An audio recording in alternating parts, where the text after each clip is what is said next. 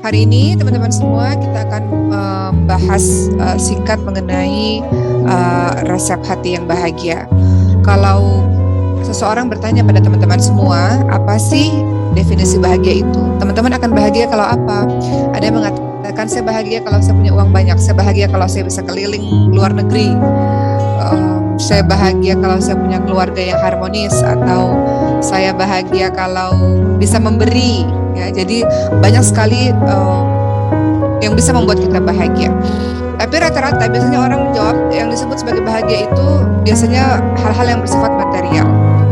Tapi tahukah teman-teman semua, Rasulullah SAW ingatkan, yang disebut sebagai orang yang bahagia, orang yang kaya adalah orang yang apa? Dalam hadis Bukhari Muslim dijelaskan, yang dinamakan orang yang kaya, orang yang bahagia bukanlah mereka yang memiliki banyak harta atau memiliki kemewahan dunia lainnya.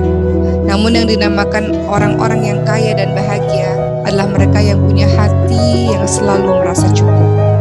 Itu yang disebut sebagai orang yang bahagia. Teman-teman punya Instagram, teman-teman lihat di Instagram orang yang punya mobil mewah, rumah mewah, dan segala hal-hal kemewahan lainnya. Apakah teman-teman yakin teman-teman bisa menjamin kalau mereka bahagia? Hal-hal yang teman-teman lihat di dalam sosial media dan terlihat bahagia, sebenarnya tidak demikian, sahabat-sahabat sekalian. Setiap orang ternyata sekaya apapun dia, tetap dia pernah merasa sedih dalam hidupnya, atau bahkan dia nggak merasa bahagia. Jadi betullah apa kata Rasul, bahwa yang bisa membuat kita bahagia, membuat kita kaya, itu bukan urusan duniawi, bukan urusan hal-hal yang kemewahan dunia, tapi letaknya adalah hati yang merasa cukup. Dan teman-teman semua, tahukah teman-teman semua, orang-orang yang memiliki hati yang selalu merasa cukup akan apapun. Sebelum Uma bahas yang lain-lain, Uma ingin membahas ada seseorang yang pernah Uma temui, orang yang kaya raya, dan beliau menghabiskan hartanya banyak untuk rumah Quran. Salah satunya beliau membuka cabang Masjidil Hufad. Kemudian Uma tanya pada beliau katakan, saya merasa cukup Mbak Oki, kata beliau begitu. Allah berikan saya berlimpah ruah, sementara kebutuhan saya itu nggak sebanyak itu. Jadi saya merasa cukup. Maka ketika saya merasa cukup, hati saya bahagia, dan akhirnya segala hal-hal yang berlimpah yang Allah berikan kepada saya berikan kepada orang lain, dan itu membuat saya lebih bahagia. Jadi beliau katakan bahwa hati yang cukup, hati yang merasa senantiasa tenang, hati yang senantiasa merasa bersyukur, itu membuat dia bahagia. Begitulah teman-teman semua. Dan tahukah ternyata kebahagiaan untuk orang-orang yang beriman adalah ketika mereka juga melakukan amal-amal salih. Pernahkah teman-teman merasa ketika teman-teman melakukan amal salih, teman-teman merasa bahagia pada hari itu? Teman-teman memberi orang lain sedekah, teman-teman selesai baca Quran, teman-teman selesai qiyamul lailnya, kemudian kita rasa kita bahagia. Atau ketika di malam hari teman-teman qiyamul lail menangis kepada Allah Subhanahu wa taala, di pagi hari teman-teman rasa bahagia. Sebaliknya, kalau teman-teman nggak bangun sholat malam, teman-teman ketiduran, pagi harinya teman-teman bangun rasanya nggak enak hatinya. Itu adalah kebahagiaan dari orang-orang yang beriman. Teman-teman perhatikan surah An-Nahl ayat ke-97, Allah Subhanahu wa taala berfirman, yang artinya barang siapa yang mengerjakan amal salih, baik laki-laki maupun perempuan, dalam keadaan beriman, maka sesungguhnya Allah akan berikan kepadanya kehidupan yang baik. Jadi ternyata syarat kita bahagia, selain yang pertama tadi adalah hati yang selalu merasa cukup, selalu merasa bersyukur kepada Allah akan semua keadaan. Kedua adalah ketika kita selesai mengerjakan amal salih. Teman-teman kalau sudah mengerjakan amal salih, maka ada rasa kebahagiaan yang mungkin teman-teman sendiri nggak tahu datang dari mana. Betul nggak?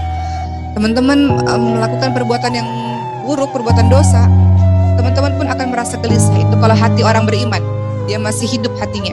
Sedangkan hati orang-orang yang sudah banyak dosa, dia mati. Karena terlalu banyak dosa yang dia kerjakan, maka dia mati. Tapi hati orang yang beriman, ketika dia berbuat ketaatan, kebaikan, maka semakin bergembiralah hatinya.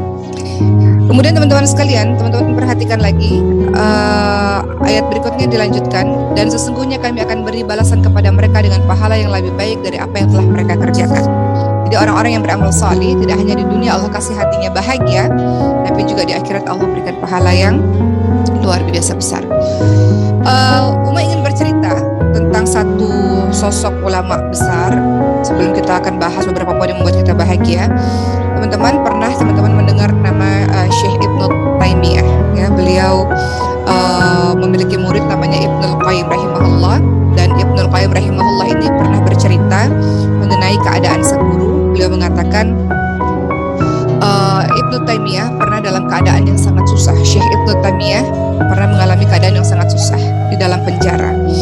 Namun, walaupun jasadnya berada dalam penjara, tapi ternyata beliau berbahagia hatinya.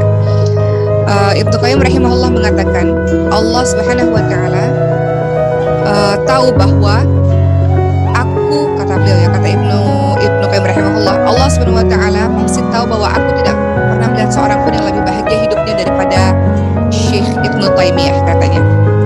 Padahal kondisi kehidupan Syekh Ibnu Taimiyah ini sangat susah, berada dalam penjara, jauh dari kemewahan, jauh dari kesenangan duniawi, kehidupannya sangat memperhatikan, tambah lagi berbagai macam siksaan penderitaan yang beliau alami di dalam penjara, ancaman dan sebagainya.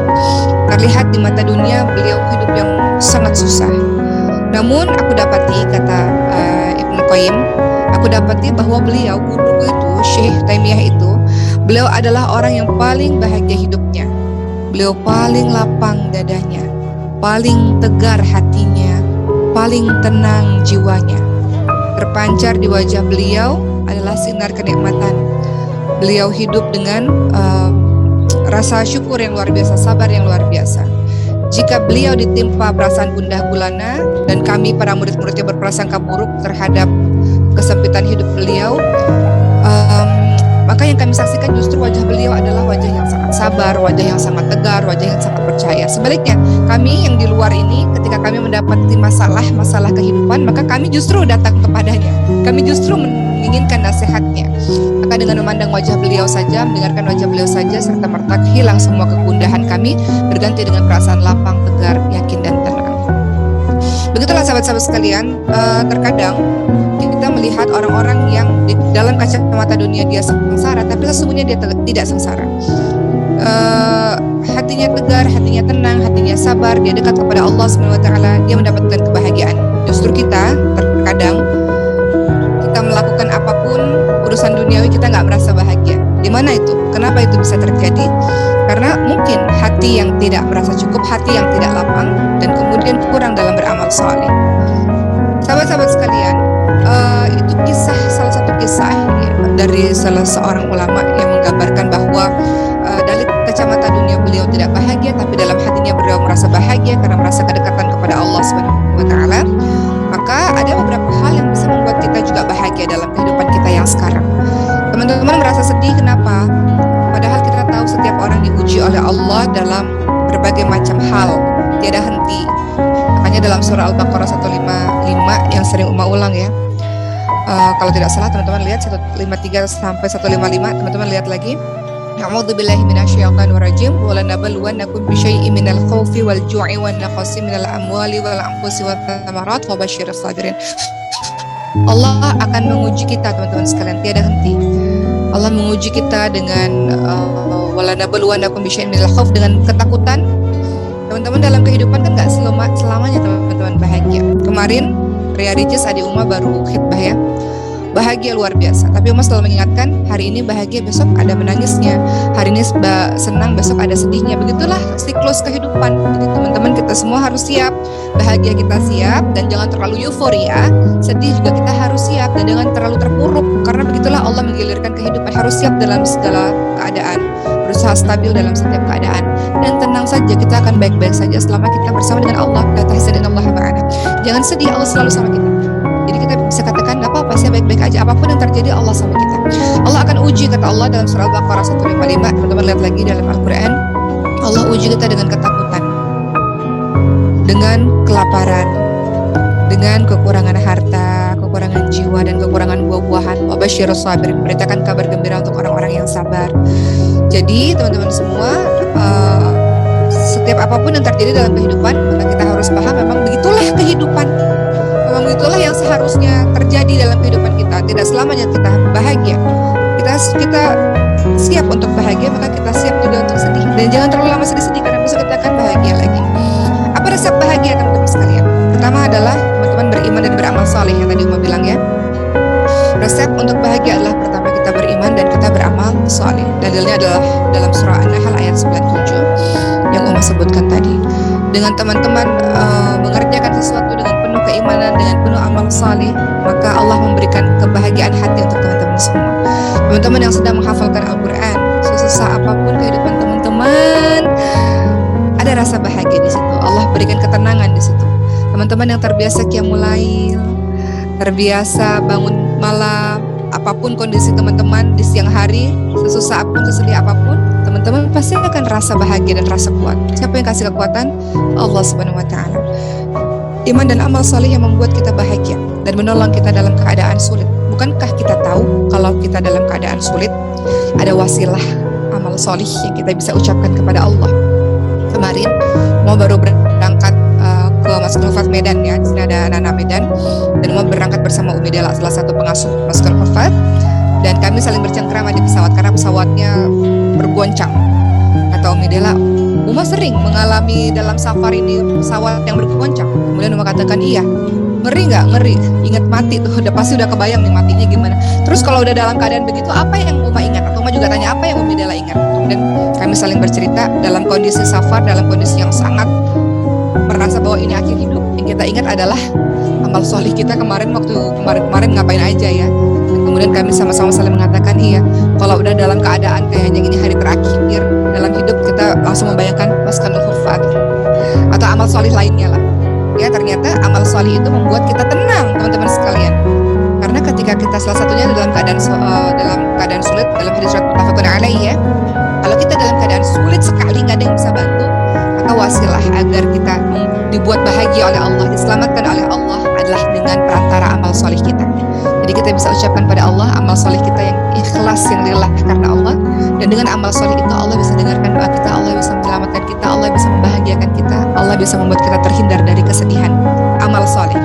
Jadi asantum li anfusikum. Semua kebaikan yang kau lakukan ya untuk dirimu sendiri. Begitu teman-teman sekalian. Medela juga mengatakan waktu itu pernah berlibur bersama dengan santri-santri lainnya, naik kapal dan ombaknya luar biasa kencangnya sehingga sudah berpikir mungkin tenggelam di sini. Lagi-lagi yang teringat adalah amal soleh. Itu yang membuat tenang, itu yang membuat bahagia, itu yang membuat terhindar dari berbagai macam kesulitan. Jadi kalau teman-teman merasa sedih, susah, galau hatinya, berhari-hari, berlarut-larut, coba teman-teman bangkit dan teman-teman obati diri teman-teman dengan amal soleh. Dengan begitu teman-teman akan diberikan oleh Allah kebahagiaan, insya Allah. Berikutnya yang kedua, apa sih yang membuat kita bahagia selain kita fastabiqul khairat, berlomba-lomba dalam kebaikan? Apa yang membuat kita bahagia teman-teman sekalian adalah menuntut ilmu yang bermanfaat. Menuntut ilmu itu membuat kita bahagia, menyibukkan diri dengan mempelajari ilmu yang bermanfaat, ya. Kemudian teman-teman akan teralihkan perhatiannya dari yang mungkin sedih-sedih, yang mungkin berpikiran yang tidak-tidak, teman-teman akan teralih pikirannya, dan teman-teman akan bahagia dengan itu. Salah satu contoh, ada seorang santri yang masuk ke Masjidil Hufat, broken home, ya, ayah ibunya sudah meninggal, ayahnya menikah lagi, meninggalkan mereka anak-anaknya. Sedih, terpuruk, merasa tidak disayangi, merasa tidak diperlukan lagi oleh sang ayah, tidak dipedulikan lagi. Apa yang beliau lakukan untuk menghapus kesedihannya? Beliau masuk ke Masjidil Hufat, beliau belajar sungguh-sungguh, belajar Al-Quran. Masya Allah. Atau ada kisah-kisah lain, banyak sekali kisah-kisah lain banyak. Ada yang mu'alaf, ya, di Masjidil Hufat itu ada yang mu'alaf, kemudian mendapatkan KDRT dari rumahnya, kemudian sedih yang berkepanjangan, akhirnya mengobatinya adalah dengan menuntut ilmu yang bermanfaat. Ketika teman-teman belajar, teman-teman akan teralihkan pikirannya, hatinya dari sesuatu yang menggoncangkan hati teman-teman kemarin. Uma, ketika ayah Uma meninggal, sedih, iya. Apa yang Uma lakukan adalah menuntut ilmu yang bermanfaat. Setiap hari belajar sehingga perhatiannya, pikirannya teralih. Kadang kalau kita tidak punya kegiatan, maka itu membahayakan diri kita, sahabat-sahabat sekalian. Maka kita harus buat diri kita sibuk. Sibukkan diri kita dengan kebaikan sehingga kita tidak punya waktu lagi untuk mengerjakan, memikirkan hal-hal yang buruk atau hal-hal yang membuat kita sedih. Ya, menuntut ilmu, sahabat-sahabat sekalian, itu juga bermanfaat, akan menyejukkan jiwa kita dan akan membuat diri kita terus-menerus semangat. Ya, apa kata Rasulullah SAW dalam hadis riwayat Muslim? Tidaklah suatu kaum berkumpul di salah satu masjid Allah untuk membaca Al-Quran dan mempelajarinya kecuali Allah akan turunkan ketenangan, Allah akan berikan rahmat, dikelilingi oleh para malaikat, dan Allah memuji-muji mereka di hadapan para malaikat. Jadi teman-teman, kalau teman-teman sedih, minta kekuatan kepada Allah untuk bisa istiqamah dalam belajar, istiqamah dalam menuntut ilmu. Insya Allah dengan begitu perhatian teman-teman akan teralihkan dengan sesuatu, yaitu dengan ilmu yang penuh cahaya itu. Ketiga, apa yang bisa buat teman-teman bahagia? Yang buat teman-teman bahagia adalah zikrullah, berzikir kepada Allah Subhanahu wa Ta'ala. Contoh, Uma pernah melihat di satu video di YouTube seorang ibu, jadi ada seorang anak dan ibu. Anak ini lagi berbicara, video YouTuber ya. Kemudian Uma lihat ibunya, bibirnya bergerak terus. Kemudian anak itu mengatakan, maaf ya guys, ibu saya itu memang begitu. Jadi hari-harinya setiap hari memang zikrullah, tidak ada detik tanpa zikrullah, begitu katanya.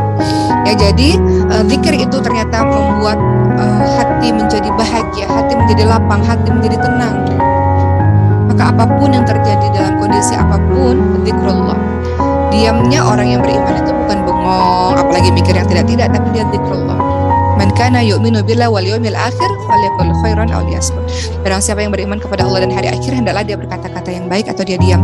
Dan diamnya orang-orang beriman adalah zikrullah. Teman-teman bisa mengatakan subhanallah, alhamdulillah, wa la ilaha illallah, Allahu akbar, atau istighfar sebanyak-banyaknya. Dan istighfar itu Masya Allah, teman-teman lihat dalam surah Nuh ayat ke-10 sampai ke-12. Ketika kemarau berkepanjangan, ketika teman-teman tidak mendapatkan harta, atau teman-teman ingin mendapatkan lebih banyak rezeki, teman-teman ingin mendapatkan keturunan, maka obatnya adalah beristighfar kepada Allah Subhanahu wa Ta'ala. Beristighfar dan Allah akan menyelesaikan urusan kita. Jadi zikir teman-teman sekalian, zikrullah termasuk baca Quran, itu adalah zikir terbaik. Jadi kalau teman-teman yang hari-harinya baca Quran, maka Masya Allah teman-teman telah berzikir, telah mengingat Allah.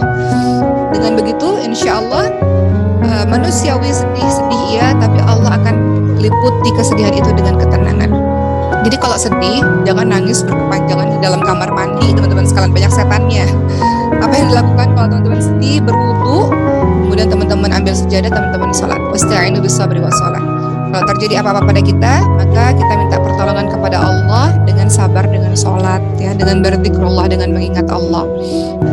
Dan dalam surah Ar-Ra'd ayat ke-28, dalam surah Ar-Ra'd ayat ke-28 ada kalimat a'udzu billahi minasyaitonir rajim, ala bidzikrillah tatma'innul qulub. Ingatlah, hanya dengan mengingat Allah hati kita menjadi tentram. Jadi teman-teman, Uma ingin bahas juga, kemarin sempat viral video anak-anak yang menghafalkan Quran ketika mendengarkan musik menutup kuping. Kenapa itu terjadi? Karena orang-orang yang hatinya dipenuhi dengan Quran, dipenuhi dengan zikrullah, secara otomatis dia tidak akan nyaman mendengarkan musik-musik, karena zikrullah setiap detiknya, Masya Allah. Jadi walaupun sebenarnya dia, misalnya kita nih ya teman-teman sekalian, kita pergi ke sebuah tempat publik, sementara teman-teman adalah seorang penghafal Quran, dan lagunya lagu-lagu yang melalaikan, misalnya lagu-lagu yang mungkin menjauhkan daripada Allah Subhanahu wa Ta'ala, maka secara otomatis di hati kita akan merasa tidak nyaman mendengarkan itu, dan justru dalam hati kita akan sibuk dengan berzikrullah, berzikir kepada Allah Subhanahu wa Ta'ala.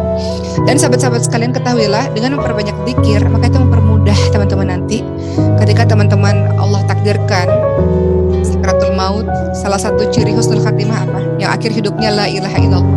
Kenapa dia bisa ucapkan kalimat la ilaha illallah? Padahal sakratul maut dalam kondisi susah.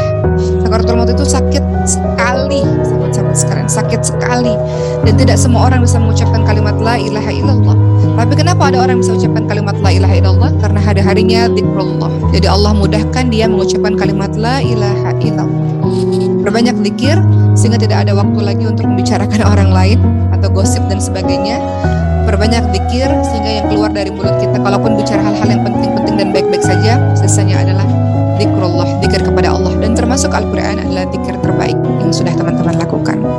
Keempat, cara teman-teman bisa bahagia, bersyukur, banyak bersyukur terhadap nikmat yang Allah berikan.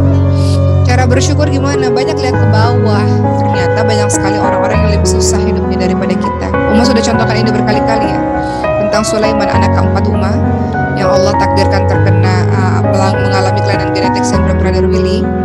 Intinya adalah waktu 7 hari pertama Uma di rumah sakit, Sulaiman itu dirawat di rumah sakit 2 minggu, sahabat-sahabat kalian, di NICU. Ketika lahir di NICU 2 minggu, Uma baru menyadari betapa luar biasanya arti kita bisa bergerak. Tangan bisa bergerak gini aja itu luar biasa. Karena pada saat itu di awal-awal kelahirannya Sulaiman, Uma lihatnya jarang bergerak, hampir jarang bergerak, dan hampir tidak terdengar menangisnya. Jadi ketika Uma datang ke rumah sakit, Uma lihat anak-anak di rumah sakit. Pada saat itu Sulaiman di NICU. Uma lihat mereka bisa berteriak, bisa berlari, bisa menangis. Masya Allah, bersyukurlah wahai para ibu-ibu, kalian punya anak-anak yang sehat. Sementara banyak anak-anak di luar sana yang tergeletak tak berdaya. Gitu ya. Jadi kemudian akhirnya Uma, apa yang harus Uma lakukan? Uma melihat di bawah ternyata yang lebih tidak baik kondisi daripada Sulaiman itu banyak sekali. Jadi bukannya Uma sedih, kan orang-orang tanya, Uma sedih nggak sih ketika Sulaiman dikatakan memiliki kelainan genetik seperti ini, seperti itu? Ya di awal sedih, tapi akhirnya karena lebih banyak melihat ke bawah, banyak sekali anak-anak di luar sana yang nggak bisa duduk, nggak bisa ngangkat kepala, bicara nggak bisa misalnya, atau tangan bergerak nggak bisa, dan sebagainya. Justru bukannya sedih, tapi malah bersyukur. Karena masih banyak kondisi yang lebih tidak baik daripada kita. Begitu juga dengan kita, teman-teman sekalian. Bersyukur kepada Allah SWT karena kondisi kita masih jauh lebih baik daripada kondisi teman-teman lainnya. Dalam hal apapun, dalam hal ekonomi misalnya, masih banyak yang mungkin tinggal tidak punya rumah. Teman-teman masih bersyukur kepada Allah punya rumah. Bersyukur kepada Allah teman-teman punya kondisi tubuh yang lengkap misalnya. Banyak di antara kita yang di luar sana Allah anugerahi tangannya satu, kakinya satu yang nggak bisa lihat. Uma wawancara seorang anak yang matanya putih semua, korneanya ketutup gitu ya, nggak bisa lihat dia. Bersyukur kepada Allah. Jangan banyak mengeluh. Kalau mengeluh berarti nggak bersyukur artinya ya. Apa yang kau keluhkan sementara nikmat Allah sangat-sangat banyak? Nggak bersyukur itu namanya. Fabi ayyi ala'i rabbikuma tukadziban. Maka nikmat Tuhanmu yang mana lagi yang engkau kita harus banyak bersyukur. Yang kau dustakan tuh yang mana lagi? Terlalu banyak nikmat Allah. Kau berkonsentrasi kepada satu kesedihan, berkonsentrasi pada satu keburukan. Padahal nikmat Allah tuh banyak, tak terhitung. Tapi kita merasa sedih karena hanya satu kesedihan saja, sehingga kita membuat lupa, kita ini lupa dengan begitu banyak nikmat Allah yang Allah berikan kepada kita. Jangan teman-teman sekalian, dalam surah Ibrahim ayat 7 Allah SWT ingatkan, a'udzubillahi minasyaitonir rajim, la in syakartum la azidannakum wa la in kafartum inna adzabi lasyadid. Sesungguhnya kalau kamu banyak bersyukur, Allah akan tambahkan nikmat.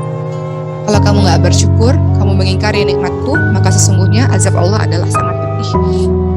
Banyak bersyukur teman-teman sekalian. Jangan menjadi orang yang meminta dikasihani oleh orang lain. Orang lain kita ini bersedih berlarut-larut, menangis berlarut-larut, terseduh-seduh, mengadukan keterpurukan kita di hadapan Allah Subhanahu wa taala pada saat qiyamul lail misalnya. Tapi di depan orang banyak sedih itu wajar, tapi tidak berlarut-larut. Di depan orang banyak sewajarnya saja. Sebagaimana Nabi Muhammad SAW pernah sedih ketika anaknya meninggal, sedih. Nabi Muhammad SAW sedih ketika anak bayinya namanya Ibrahim dari seorang wanita namanya Maria Qibtiyah meninggal dunia. Nabi Muhammad SAW sedih, tapi sedihnya cukup dengan meneteskan air mata saja. Bukan sedih yang berlarut-larut, bukan sedih yang minta dibelas kasihani, bukan sedih yang yang seolah-olah kita paling malang sedunia. Teman-teman sekalian, orang yang paling malang lebih banyak daripada dirimu. Jadi jangan merasa diri kita paling malang sedunia. Tidak perlu teman-teman sekalian. Jadi syarat atau cara kita bahagia banyak bersyukur. Ingat-ingat nih, kemarin Allah sudah kasih kebaikan banyak sekali. Uma sering ceritakan ini, tapi Uma ingin ulang-ulang. Nabi Ayub alaihissalam, teman-teman lihat dalam surah Al-Anbiya ayat 83. Beliau mengatakan, teman-teman lihat ya, Uma lupa kalimatnya, tapi teman-teman lihat di situ ada kalimat wa anta arhamur rahimin. Ani masani yaqdur wa anta arhamur rahimin. Kata Nabi Ayub. Nabi Ayub ini awalnya adalah orang yang sangat gagah, tampan, harta kekayaan melimpah ruah, seorang pemimpin, seorang nabi, punya anak-anak yang banyak, puluhan tahun. Tapi Allah kemudian dalam sekejap Allah habiskan hartanya, Allah matikan anak-anaknya, Allah kasih penyakit kulit yang begitu mengerikan. Allah membuat seluruh kaumnya meninggalkan Nabi Ayub. Dan sampai istrinya mengatakan, minta sama Allah agar kembalikan itu semua untuk kita. Nabi Ayub mengatakan, saya malu. Kenapa? Karena puluhan tahun kemarin Allah kasih kebahagiaan untuk kita. Kita baru diuji sedikit, jadi jangan mengeluh. Nabi Ayub hanya mengatakan, ya Allah saya sakit ya Allah, tapi aku tahu Engkau yang maha pengasih dari semua pengasih. Engkau maha penyayang dari semua penyayang. Begitu. Jadi Nabi Ayub alaihissalam mengajarkan pada kita semua, jangan berkonsentrasi pada satu kesedihan. kebahagiaanmu lebih banyak yang patut engkau syukuri. Jangan karena satu kejadian membuat engkau sedih berlarut-larut, menghancurkan hari-harimu. Jangan teman-teman sekalian. Jangan karena putus cinta karena satu orang saja rusak hari-harimu. Jangan teman-teman sekalian. Bangkit dan kemudian banyak yang bisa engkau syukuri untuk membuat engkau bahagia. Kelima, apa cara kita bisa bahagia? Doa. Teman-teman berdoa dengan berbagai macam doa. Teman-teman ucapkan saja. Diberikan doa, diberikan kebahagiaan oleh Allah. Doa sapu jagat misalnya Rabbana atina fid dunya hasanah fil akhirati hasanah wa qina adzabannar. Doa terus-menerus. Senjata umat Islam adalah doa dengan berbagai macam adab-adab doa yang pernah kita bahas sebelumnya. Adab-adab doa itu apa? Teman-teman salah satunya adalah teman-teman meminta ampun dulu kepada Allah. Adab berdoa adalah teman-teman memuji-muji Allah, teman-teman selawat dulu kepada Rasulullah SAW. Teman-teman minta kepada Allah dengan hati yang khusyuk, dengan hati yang betul-betul merasa perlu dengan doa tersebut. Teman-teman memastikan bahwa di diri teman-teman semuanya adalah halal, tidak tercampur yang haram, karena haram membuat kita doanya tidak terdengar oleh Allah.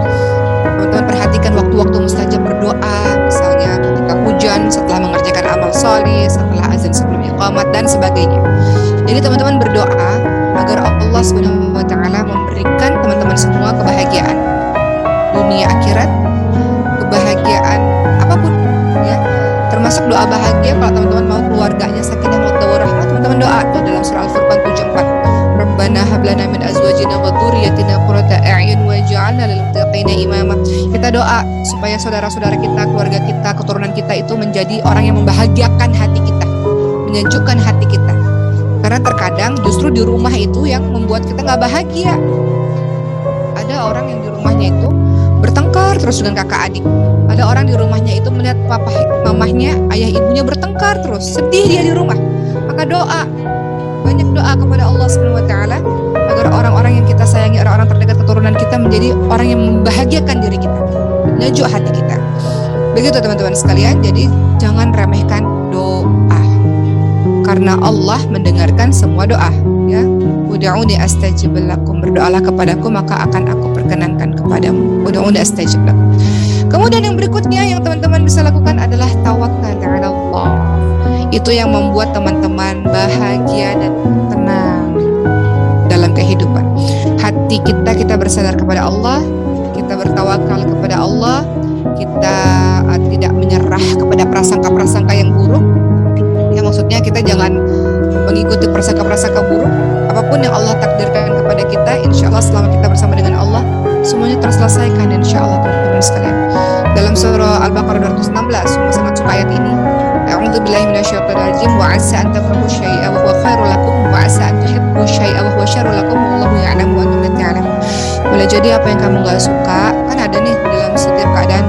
Saya enggak suka keadaan ini ya Allah. Kenapa engkau enggak adil ya Allah? Kenapa ini terjadi kepada saya ya Allah? Kata Allah, boleh jadi apa yang kamu enggak suka itulah yang terbaik untuk kamu. Allah sedang ingin kamu bermunajat kepada Allah. Allah sedang ingin kamu bersabar. Allah sedang ingin melatih kamu untuk kuat, melatih kamu untuk tangguh, melatih kamu untuk menjadi orang yang lebih baik. Maka Allah kasih kesusahan, kata Allah, boleh jadi apa yang kamu gak suka itulah yang paling baik untuk kamu.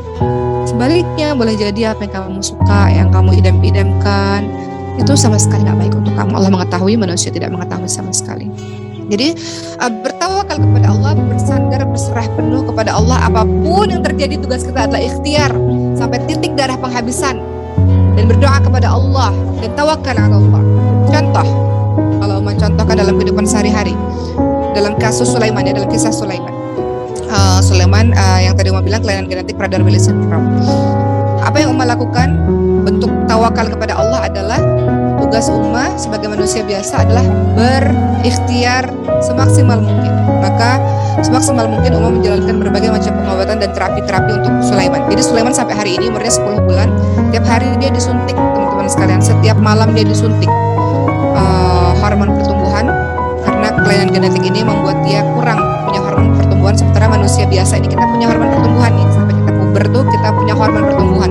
Tapi Sulaiman kurang di situ sehingga harus disupport dari luar. Jadi tiap malam disuntik. Kemudian Sulaiman setiap malam dia harus pakai alat bantu nafasnya supaya nafasnya baik, karena kelainan genetik ini membuat salah satu otot-ototnya itu harus otot-ototnya lemah sehingga harus dilatih, dan ketika otot lemah itu membuat bernafasnya juga perlu dibantu untuk beberapa waktu. Jadi dia pakai alat bantu nafas setiap malam. Kemudian Sulaiman harus menjalankan terapi, dia ada terapi fisioterapi, atau kalau mungkin orang dewasa kayak olahraga ya. Dan setiap kali fisioterapi nangis dianya, kemudian terapi wicara dan sebagainya lah. Itu namanya ikhtiar manusia. Dan doa kepada Allah Subhanahu wa taala. Tiap malam sebagai seorang ibu, ya Uma berdoa tiap malam kepada Allah, ya Allah, saya ingin anak ini ya Allah untuk dijadikan sebagai orang yang mengabdi pada agamamu, ya Allah, sehatkan dia ya Allah. Kemudian tawakal Allah, bersandar kepada Allah, berserah kepada Allah. Kata sebagian orang di luar sana, kayaknya susah begini begitu. Umat tidak mendengarkan itu. Yang umat tahu adalah sebagai manusia biasa, ikhtiar maksimal, doa dan tawakal kepada Allah, berserah kepada Allah. Apapun yang terjadi, berserah kepada Allah. Yang penting tugas kita adalah sudah kita lakukan dengan semaksimal mungkin. Tawakal Allah, apapun yang terjadi, alhamdulillah, segala puji bagi Allah, atau alhamdulillah ala kulli hal, segala puji bagi Allah untuk setiap keadaan. Tawakal. Begitu pula keadaan teman-teman. Setiap dari kita punya ujiannya masing-masing. Maka bertawakal kepada Allah. Tawakal bukan berarti teman-teman diam, nggak melakukan